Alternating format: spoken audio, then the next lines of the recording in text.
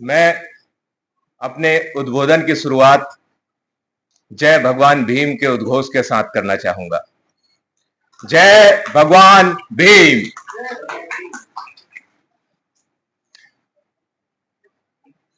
सभी लोग, जितने भी समाज के लोग हैं, भीम बाबा साहेब को महामानव के रूप में जानते रहे हैं। मैंने अपने जीवन में जितना उन्हें समझा, जाना, पहचाना, उम्र के साथ बड़ा होता गया और उनको समझने की क्षमता जैसे जैसे बढ़ती गई, क्योंकि जो भगवान शब्द है दुनिया में, वो एक ऐसी शक्ति के लिए इस्तेमाल किया जाता है जो सर्वशक्तिमान है, जो मनुष्य और मानवता का एक ऐसा भला करने के लिए शक्ति रखता है। उस प्रकार की शक्ति मैंने बाबा साहेब के भीतर महसूस की, जिन्होंने केवल एक कमजोर वर्ग के लिए नहीं, संपूर्ण मानवता के विकास के लिए कार्य किया, मानवता के लिए कार्य किया। मैं दुखी या चिंतित होता हूं इस बात को देखकर कि अक्सर ही उन्हें केवल एक सीमित वर्ग के नेता या उनके महामानव के रूप में प्रदर्शित किया जाता है। लेकिन मेरा सोचना हमेशा ये रहा है कि वे केवल एक सीमित वर्ग तक नहीं, संपूर्ण मानव के भगवान है। भगवान, महामानव नहीं, वे भगवान है। उन्होंने सबका भला किया। जब छोटा था तो गुजरते हुए अक्सर उनकी प्रतिमा कई हमारी ऐसी जगहों पर स्थापित है, तो वो जब मैं उसके सामने से गुजरता था या उसके बगल से गुजरता था और उसे देखता था, तो उस प्रतिमा में ऐसा नजर आता था कि कोई एक व्यक्ति, जब हम इतना पहचानते नहीं थे, बहुत छोटी उम्र की मैं बात कर रहा हूं, तो देखते थे कि एक व्यक्ति उस प्रतिमा में खड़ा हुआ है और अपनी उस मुद्रा में हाथ को ऐसे ताने हुए है उंगली, और इस हाथ में उनके एक पोथी, कोई ग्रंथ सा पकड़ा हुआ है, और उस प्रतिमा में लिखा हुआ है, शिक्षित बनो, संगठित रहो, संघर्ष करो। तो उसे जब मैं पढ़ता था और उस प्रतिमा को देखता था तो समझ में नहीं आता था एकदम से। बस ऐसा लगता था कि मानो वो प्रतिमा ऐसे किसी विशाल मानव समूह की ओर संकेत कर रही हो, इशारा कर रही हो, और वो तीन शब्द कह रही हो, तीन वाक्यांश कह रही हो, लेकिन उसके अर्थ मुझे समझ में नहीं आते थे। और ये भी समझ में नहीं आता था कि बगल में एक पोथी सी क्या रखी है। लेकिन जैसे जैसे बड़े हुए तो वो अर्थ भी समझ में आने लगे, वो पोथी का मतलब भी समझ में आने लगा। समझ में आने लगा कि वो ग्रंथ नहीं, वो युग का, संपूर्ण मानवता का सर्वोत्कृष्ट, सबसे महान ग्रंथ है। वो केवल ग्रंथ नहीं है। उसे, हालांकि हमने केवल हमारे देश के भीतर हम देख रहे हैं इसकी, उस ग्रंथ से हम लोग संचालित हो रहे हैं, लेकिन वो इतनी क्षमता रखता है कि अगर पूरी दुनिया भी उससे संचालित की जाए तो वो संचालित हो सकती है, और युगों तक, जब तक मानवता है तब तक संचालित हो सकती है। कभी भी उसमें कहीं पर भी मुझे कोई कमी नजर नहीं आई। जितना पढ़ता गया, जितना जानता गया, वहां पर ऐसा लगा कि इसमें हर युग में आने वाले 1000 साल बाद भी ये उस लायक है, क्योंकि उसमें हर प्रकार के ऐसे प्रावधान किए गए हैं, मानवता किसी भी रूप में डगमगाएगी, वो उसको फिर संतुलन में ले आएगा। कहीं पर कोई कमी नजर नहीं आती, क्योंकि उसमें विभिन्न प्रकार के संशोधनों का प्रावधान है, जो उसके मूल तत्व को बिना डिस्टर्ब किए हुए उसमें उन काल परिस्थिति के अनुसार परिवर्तन किए जा सकते हैं। अब वो जो 3 लाइनें, जो 3 वाक्यांश उस प्रतिमा, उन भगवान के द्वारा विशाल मानव समूह को कहे गए, जिसमें सबसे पहले वे कहते हैं उसमें देखिएगा आप क्रम भी, जो मेरी समझ में आया मैं आप लोगों के सामने रखना चाहूंगा। आप में से कई ऐसे हैं जो मुझसे भी बहुत सीनियर भी हैं और बहुत विद्वान भी हैं, इंटेलेक्चुअल भी होंगे, फिर भी जो मुझे समझ में आया मैं वह आपके सामने रखना चाहूंगा कि उसका क्रम भी आप ऐसा देखेंगे जो बिल्कुल सदा हुआ है। सबसे पहला वाक्यांश जो कहता है शिक्षित बनो, क्यों नहीं ऐसा उसमें दिखाई दे रहा है कि पहले ऐसा लिखा हो कि संघर्ष करो? ऐसा क्यों नहीं दिख रहा है कि पहले लिखा हो संगठित बनो रहो? सबसे पहले शिक्षित बनो क्यों कहा गया? बाबा साहेब कहते हैं, मेरे भगवान कहते हैं कि शिक्षा वह शेरनी का दूध है, जो इसे पिएगा वो दहाड़ेगा।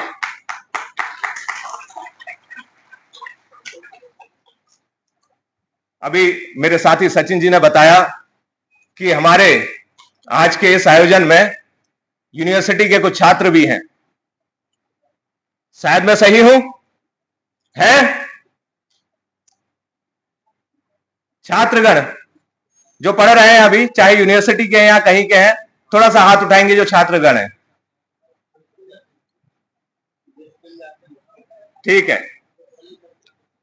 हालांकि बच्चा हाथ नीचे कर लो।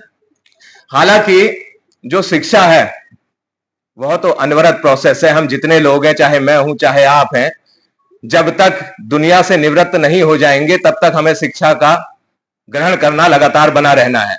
फिर भी जो लोग हमारे अभी बिल्कुल बच्चे हैं और जो लोग युवावस्था में हैं, जो शिक्षा सीधे फॉर्मल शिक्षा की ओर जा रहे हैं, उनकी ओर खास मेरा ध्यान दिलाना होगा कि साहब ने, मेरे भगवान ने कहा कि सबसे पहले कहा कि शिक्षित बनो, जिसका उन्होंने फिर 2 लाइनों में अपना अर्थ भी बता दिया कि वो ऐसा दूध है जिसको जो पिएगा वो दहाड़ेगा। शिक्षा हमें यह बताएगी, जो आगे के 2 वाक्यांश फिर वो कहते हैं संगठित रहो, संघर्ष करो, वह हमें बताएगी कि मानव रूप में जन्म लेने के पश्चात क्या हमारे अधिकार हैं और क्या हमारे कर्तव्य हैं। भाई शिक्षा ही तो बताएगी। शिक्षा नहीं होने पर हम एक पशु की भांति हैं, और जब शिक्षा होगी तो तभी वो आगे के जो 2 वाक्यांश हैं साहब के, वो सार्थक हो पाएंगे। तभी हम सही रूप में संगठित हो पाएंगे और तभी हम सही रूप में, सही दिशा में संघर्ष को ले जा पाएंगे। उसके बिना कोई संगठन, कोई संघर्ष उस काम का नहीं है, उस उद्देश्य की पूर्ति को नहीं कर पाएगा। हमें जानना होगा जो सबसे मजबूत हथियार है, वो हथियार ही शिक्षा है। तो मेरे छोटे भाइयों, बालकों, अभी अगर जो अध्ययन काल और जो विद्यार्थी जीवन आप लोगों को मिला हुआ है, अपनी सारी की सारी ताकत, 100% सारी की सारी ताकत उस विद्या के हथियार को मजबूत करने में लगा दें। उससे बड़ा ना ताकत कोई है, ना ऐसा है कि आपको उस रूप में देख करके वही एक ऐसी चीज है जो दूसरे के अंदर एक भय के रूप में भी स्थापित करेगी। मैंने अपने जीवन में एकमात्र ऐसे व्यक्ति देखे, बाबा साहेब मेरे भगवान, जो एक ऐसे व्यक्ति थे जिन्होंने कभी किसी के मुंह पे थप्पड़ तक नहीं मारा, जिन्होंने किसी के मुंह पे थप्पड़ तक नहीं मारा, किसी को जोर से गाली तक नहीं दी, ना कभी गुस्से में आए। और वे व्यक्ति शिक्षा की और कलम की ताकत पर इतना बड़ा काम कर गए, जिसकी बदौलत आज इतने दशकों, इतने वर्षों तक आप सांस ले रहे हैं स्वतंत्र हवा में, और आगे भी जाने कब तक लेते रहेंगे। उनके कलम और शिक्षा की ताकत की वजह से। वो ताकत है जिस व्यक्ति ने केवल कलम उठाई, ना तलवार उठाई, ना जोर की आवाज उठाई, सिर्फ कलम उठाई, तो हम समझ सकते हैं कि कलम में क्या ताकत है। उसके बाद बात आती है कि एकता, क्योंकि बचपन से हम सुनते आए कि ये जो हाथ है, इसकी जो 5 उंगलियां हैं, वो जब अलग होती हैं तो उनमें ताकत नहीं होती। और फिर सुनते आए कि अगर इसे ऐसे भींच लिया जाए 5 को और एक मुट्ठी बना दी जाए, उसके बाद चाहे तो आप किसी का भी जबड़ा तोड़ सकते हैं आसानी से। तो ये एकता की ताकत है। जो संगठित होने की बात कहती है। बचपन से हम सीखते आए, हमें स्कूल में पढ़ाया गया कि जो अकेली लकड़ी है उसको कोई भी तोड़ सकता है, और जब उस एक एक लकड़ी को मिला करके गट्ठर बना दिया जाता है तो मजाल किसी की कोई उसे तोड़ पाए। वो संगठन की ताकत है। और जब वो शिक्षा और संगठन का तालमेल हो गया तब हम एक जगह, एक सही दिशा की ओर, क्योंकि शिक्षा बताएगी ये जो संगठन की ताकत है वो कहां लगानी है, उस ओर हम लगा रहे होंगे। तब हमारा संघर्ष सही मायनों में सार्थक हो सकेगा। मेरे साथीगण जितने भी आपस में जब इंटरेक्शन करते हैं, जब मिलते हैं और जय भीम शब्द का उद्घोष करते हैं, मैं तो अनुरोध करूंगा कि वे जय भगवान भीम शब्द का उद्घोष करें। वे भगवान हैं जो, जिनकी वजह से आप सांस ले रहे हैं, जिनकी कलम की ताकत की वजह से, जिनकी सोच की वजह से, जिनके विचार की वजह से। क्या कोई और भगवान है उनके सामने, आपके लिए, हमारे लिए? वही भगवान है। तो जय भीम नहीं, जय भगवान भीम का उद्घोष कीजिए।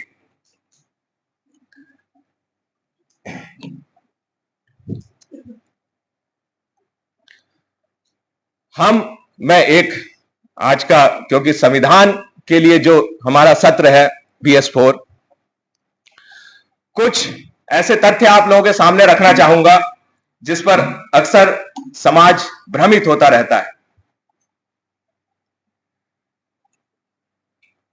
एक बात जो कही जाती है समाज के भीतर, अभी फिर से आरक्षण का मुद्दा उठ करके आ गया है सबके समक्ष। तो उसमें एक बात पीछे से लगी आती है जिसमें कहा जाता है कि जो आरक्षण है वो 10 वर्षों के लिए है और लोग अपने राजनीतिक हित के लिए उसे बढ़ाते जा रहे हैं।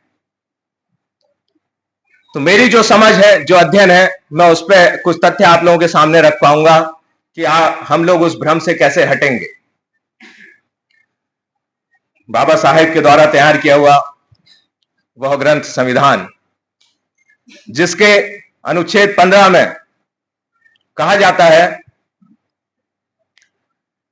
कि किसी भी नागरिक के प्रति केवल धर्म, मूलवंश, जाति, जन्मस्थान व लिंग के आधार पर विभेद नहीं किया जाएगा। मेरी बात समझ में आ रही है? इन 5 आधारों पर किसी नागरिक के साथ कोई विभेद नहीं किया जाएगा, इसका वह प्रतिषेध करता है अनुच्छेद 15। फिर उस अनुच्छेद 15 में ही उसका एक अपवाद दिया जाता है। उसका अपवाद 15(5) के भीतर दिया जाता है, जिसमें संविधान कहता है कि इस अनुच्छेद में किसी बात के होते हुए भी सामाजिक और शैक्षणिक रूप से पिछड़े हुए वर्ग और अनुसूचित जाति और जनजातियों के लिए कोई विशेष प्रावधान करने से यह अनुच्छेद राज्य को नहीं रोकेगा। जिसमें वह शिक्षा की बात करता है कि शिक्षण संस्थानों में प्रवेश के लिए यदि कोई विशेष प्रावधान करता है, चाहे वे शिक्षण संस्थान प्राइवेट है, राज्य से सहायता प्राप्त है या नहीं है, राज्य चाहे तो उनके लिए विशेष प्रावधान कर सकता है। किनके लिए? सामाजिक और शैक्षिक रूप से पिछड़े और अनुसूचित जाति और जनजाति वर्ग के लिए। सुनते जाइएगा, वो जो लाइन मैंने पहले कही है उसका अर्थ आगे जाके निकलेगा। फिर अनुच्छेद 16 जो कहता है कि लोक नियोजन में अवसर की समता। अब उसके अपवाद के रूप में आप देखेंगे अनुच्छेद 16 का 4 क और 4 ख, जिसमें संविधान कहता है कि इस जो 16 हमारा कह रहा है कि लोक नियोजन में अवसर की समता, इस अनुच्छेद के होते हुए भी राज्य को यह रोकता नहीं है कि यदि राज्य की राय में जिनका प्रतिनिधित्व अनुसूचित जातियों और जनजातियों में जिनका प्रतिनिधित्व राज्य के अधीन सेवाओं में पर्याप्त नहीं है, उनके लिए राज्य आरक्षण की व्यवस्था कर सकेगा।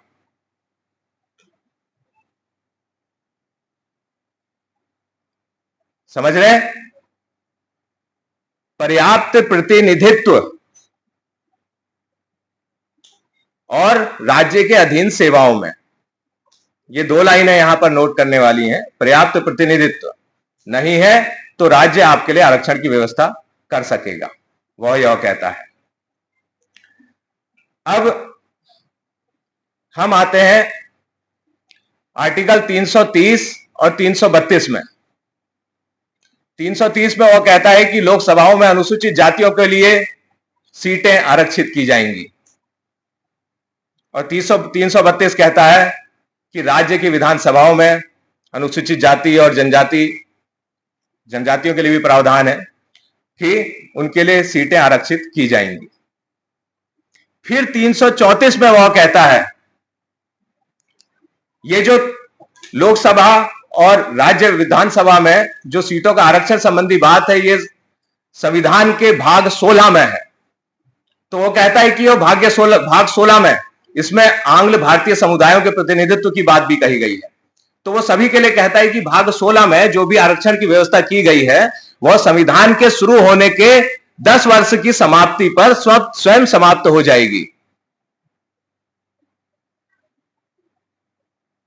समझ रहे हैं? लेकिन आने वाली सरकारों और संसद के द्वारा पुनः संशोधन करके उस 10 वर्ष को बार बार बढ़ाते जाते रहे और वह अभी भी वर्तमान में लागू है। तो ये 10 वर्ष वाली बात कहां पर लागू हो रही है? लोकसभा और राज्य विधानसभा। केवल मैं आपका ध्यान इस ओर दिलाना चाह रहा हूं कि हम लोगों को इस बात का ज्ञान हो, सभी को, जिसको है वो ठीक है, जिसको नहीं है उसको ये ज्ञान हो जाए कि जब 10 वर्ष की बात आती है तो वो केवल लोकसभा में और राज्यसभा में, राज्य विधानसभा में सीटों के आरक्षण से संबंधित है। वो वाली नहीं है जो शिक्षण संस्थानों और लोक नियोजन नौकरियों में आरक्षण वाली बात है। वो मौलिक अधिकारों में सम्मिलित है आपके, वो आपके मौलिक अधिकारों में सम्मिलित है। उसमें सिर्फ क्लॉज है पर्याप्त प्रतिनिधित्व। तो हमारी जरूरत हमेशा यह होगी कि कैलकुलेशन सरकार के द्वारा गणना इस प्रकार से कराई जाए कि भाई पर्याप्त प्रतिनिधित्व है या नहीं है, और वो नहीं होने की दशा में आपको वो नियुक्ति के माध्यम से, आपको प्रमोशन के माध्यम से वो दिया जाए। यहां तक क्लियर? इन्हीं बातों में एक बात और छिपी थी, सामाजिक और शैक्षणिक रूप से पिछड़े वर्ग। मैं इस ओर भी आप सभी का ध्यान दिलाना चाहूंगा कि जब बात आती है सामाजिक और शैक्षणिक रूप से पिछड़े वर्ग, कई बार हम लोगों के लिए इस बात का प्रयोग करते हैं। तो संविधान बड़ा स्पष्ट है कि वह कहता है जो आज की तारीख में जो अन्य पिछड़ा वर्ग हम कहते हैं उसके लिए उसमें सामाजिक और शैक्षणिक रूप से पिछड़े वर्ग की बात कही गई है, अनुसूचित जाति और जनजाति के लिए नहीं। उनके लिए क्या कहा गया है वह मैं अभी बताता हूं। तो जब हम सामाजिक शैक्षिक रूप की बात करते हैं तो अन्य पिछड़े वर्ग को संबोधित कर लें, क्योंकि अनुसूचित जाति और जनजाति को अनुसूचित जाति और जनजाति लिखा गया है, कोई और स्पष्ट परिभाषा नहीं है उसकी। जो है वो मैं आपको बताने जा रहा हूं। 340 और अनुच्छेद 341 ये अनुसूचित जाति और जनजाति की बात करते हैं। इनमें कहा जाता है कि राष्ट्रपति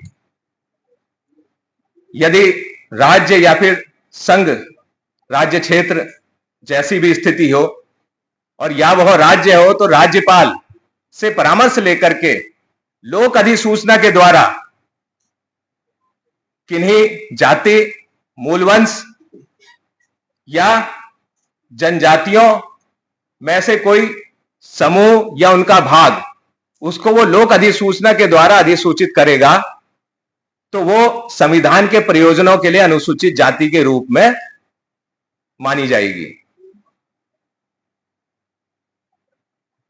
समझ रहे हैं?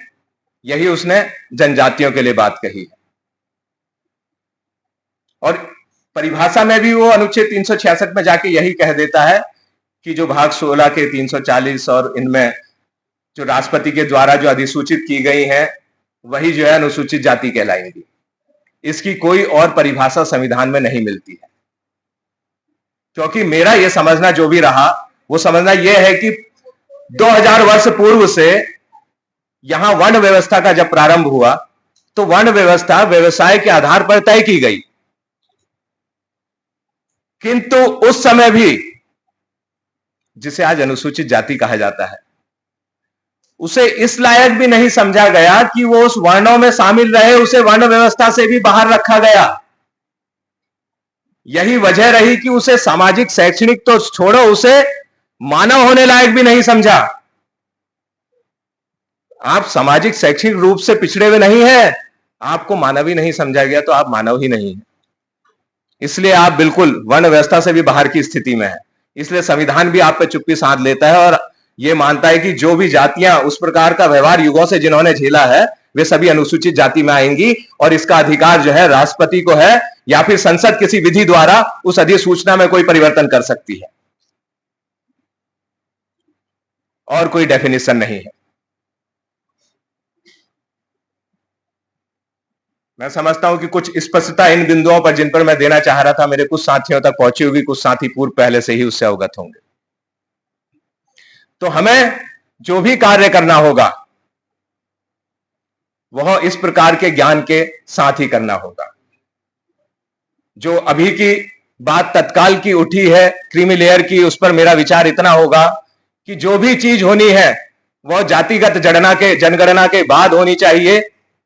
जिसको भी ऐसा महसूस होता है जब आंकड़े आपके सामने हो आप आंकड़ों के साथ कोई भी बात करें, चाहे वो पर्याप्त प्रतिनिधित्व की है चाहे वो वर्तमान का मुद्दा है, जिसे 2000 वर्षों से दबा करके रखा गया, क्या 70 वर्षों में ही शायद उसकी एक पीढ़ी भी बड़ी मुश्किल से अभी तक बाहर नहीं आई होगी और आप समझ रहे हैं कि उसकी जातियां जो है सारी की सारी बाहर आ गई हैं कुछ जातियां।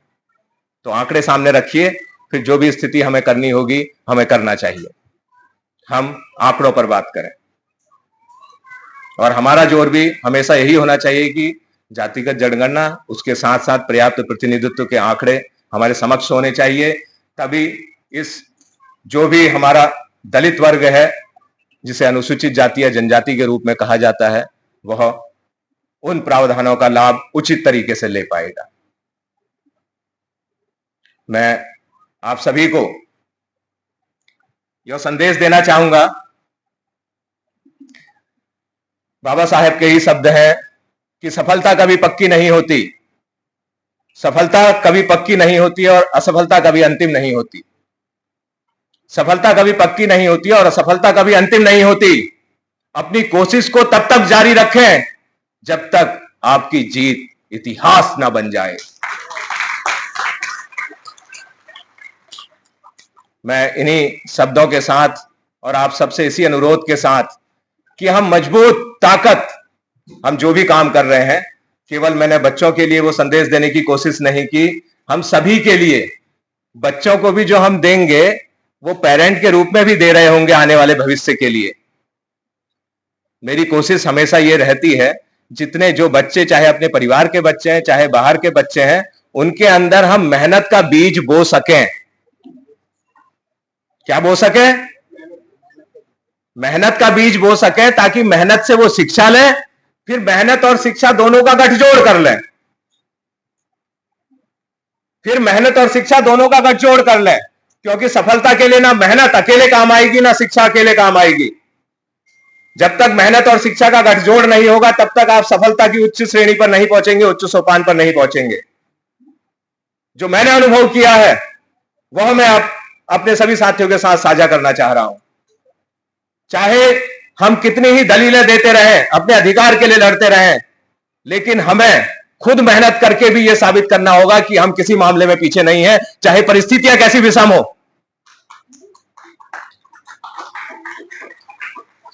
क्योंकि अगर हम जय भीम और जय भगवान भीम की बात करते हैं तो हमें उन्हें फॉलो करना होगा। हमारे पास तो वो विषम परिस्थितियां भी नहीं है जो उन्होंने की। क्या है जो उन्होंने अनुभव की? क्या है? वो व्यक्ति आज संपूर्ण विश्व में अंतर्राष्ट्रीय ज्ञान दिवस के रूप में विख्यात हो सकता है, जिसे नॉलेज का सिंबल कहा जा सकता है। कुछ भी नहीं था जिनके पास, समाज की उन कुरीतियों से लड़े, और हम केवल उनके नाम के बेस पर और उनके द्वारा विचारों के बेस पर ही आगे बढ़ते रहे, वो चीजें अपने अंदर लाने की कोशिश ना करें। व्यर्थ है। हम एक कमरे में बैठ करके 2 घंटा केवल इन बातों पर विचार करें कि फला व्यक्ति मेरे साथ ऐसा कर रहा है, फला व्यक्ति मेरे साथ ऐसा कर रहा है। अरे तुझे पता भी है तूने करना क्या है? पहले तुझे पता तो हो तूने करना क्या है। वो तभी तो होगा जब मेरे भगवान को हम लोग फॉलो करने की कोशिश करेंगे। किसको? उनके केवल विचारों को नहीं, उनके आचरण को। जिस संघर्ष के साथ वो ऊपर आए, हम तो बहुत अच्छी स्थितियों में हैं उनसे, चाहे आर्थिक रूप से कहें चाहे सामाजिक रूप से कहें। सालों गुजर गए हैं, 1891 में पैदा हुआ वो शख्स, और आज हम 2024 की बात कर रहे हैं। परिस्थितियों में तब से लेकर तब तक अंतर आया, और आज हमें अपने अंदर वो मेहनत का बीज, वो संघर्ष का, वो जुझारूपन का बीज बोना होगा। सारे पेरेंट्स से भी मेरी यही है कि अपने परिवार को, अपने बच्चों को वो वातावरण दें, मेहनत का और दिमाग का। 2 वातावरण देने की जरूरत है। अगर आप सोचते हैं कि जितनी जल्दी आने वाला कल बेहतर हो जाए, नहीं तो वही कल जो आपके 50 साल में आना होगा वो 150 साल में जाके आएगा, और उसके लिए दोषी हम होंगे। अगर हम वो दोषारोपण अपने ऊपर नहीं चाहते हैं तो हमें इस सच को स्वीकारना होगा कि चाहे कितनी भी विषम परिस्थिति हो, हम हार नहीं मानेंगे। एक तरफ क्योंकि हमें दुगनी मेहनत की जरूरत है, एक तरफ हम मानव का एक वंचित वर्ग हैं, तो हमें अपने अधिकारों की तरफ जूझने की जरूरत है। दूसरी तरफ इतना सशक्त होने की जरूरत है कि उन अधिकारों के बगैर भी कोई हमें वंचित और दलित ना कर सके। इन्हीं शुभकामनाओं के साथ सभी को बहुत बहुत शुभकामनाएं। जय भगवान भीम।